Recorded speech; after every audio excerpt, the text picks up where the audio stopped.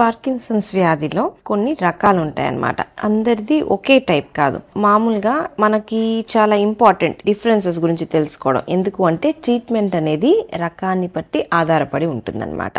మామూలుగా మనకు తెలిసినది పార్కిన్సన్స్ డిసీజ్. దీంట్లో ఏంటి అంటే మనము ట్రీట్మెంట్ స్టార్ట్ చేయగానే మనకి వెంటనే రెస్పాన్స్ తెలిసిపోద్ది అనమాట. అంటే నడవలేని వాళ్ళు, వణుకుతున్న వాళ్ళు వెంటనే చాలా తేలికగా ఈజీగా నడవగలుగుతూ ఉంటారు. ఇది మనం కామన్గా చూసే పార్కిన్సన్స్ డిసీజ్. టాబ్లెట్స్కి మంచి రెస్పాన్స్ ఉంటుంది, కాకపోతే టాబ్లెట్స్ వాడుకుంటానే ఉండాలన్నమాట.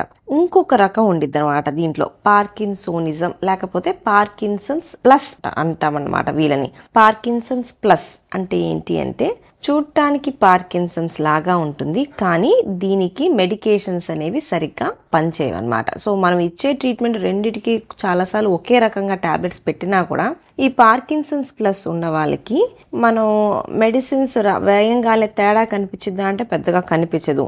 డోసులు పెంచే కొద్దీ ఏమైనా ఇంప్రూవ్మెంట్ వస్తుందా అంటే అట్లా కూడా మనకి ఇంప్రూవ్మెంట్ కనిపించదు అనమాట. విత్ టైం నడక ఇబ్బంది పెరగడం, కింద పడిపోవడం, మెమరీ, యూరినరీ ఇవన్నీ డిస్టర్బెన్సెస్ రావడం, ఇవన్నీ మెల్లమెల్లగా ఉంటాయి అన్నమాట. ఈ పార్కిన్సన్స్ ప్లస్లో కొన్ని వెరైటీస్ ఉన్నాయి. ఎంఎస్ఏ, పిఎస్పి, సిబిఎస్ అని కొన్ని రకాలు ఉంటాయి అన్నమాట. ఇవన్నిటి నేచర్ ఒకటే. వీటికి ఇప్పటి వరకు ట్రీట్మెంట్ అనేది సరిగ్గా రాలేదు, కనిపెట్టలేదు. ఇప్పుడు వచ్చే పార్కిన్సన్స్ డిసీజ్కి మెడిసిన్స్ ఉన్నాయి, ఇంజెక్షన్స్ ఉన్నాయి, సర్జరీ, డిబిఎస్ సర్జరీ ఉంది, ఇట్లా ఎన్నో ట్రీట్మెంట్ మోడాలిటీస్ ఉన్నాయి. సో అది మంచి రకం ఉంది. ఈ పార్కిన్సన్స్ ప్లస్ అనేది చెడ్డ రకం పార్కిన్సన్స్ అనమాట. దీనికి మనం సర్జరీలు, ఇంజెక్షన్స్ లాంటివి చేయం, ఎందుకంటే వాటికి ఇది రెస్పాండ్ అవ్వదు. టాబ్లెట్లకి పనిచేసే పార్కిన్సన్సే సర్జరీకి పనిచేసిద్ది అనమాట. సో కాబట్టి వీటిల్లో ఈ డిసీజెస్ వచ్చిన తర్వాత చాలామంది చాలా హాస్పిటల్స్ విజిట్ చేస్తూ ఉంటారనమాట. ఒక న్యూరాలజిస్ట్ నుంచి ఇంకొక న్యూరాలజిస్ట్ ఎందుకు తగ్గట్లేదు అని. సో వీళ్ళకి ఏంటంటే సరైన కౌన్సిలింగ్ ఇవ్వాలన్నమాట. అంటే ఈ రోగంలో మనం ఎక్కువ మార్పు ట్రీట్మెంట్తో ఎక్స్పెక్ట్ చెయ్యం. విత్ టైం మనకి ఏజ్ పెరిగే కొద్దీ డిసీజ్ అనేది మారుతా పోయింది, కొంచెంగా సివియారిటీ పెరగొచ్చు. మన ట్రీట్మెంట్ అనేది అంత ఎఫెక్టివ్గా ఉండదు.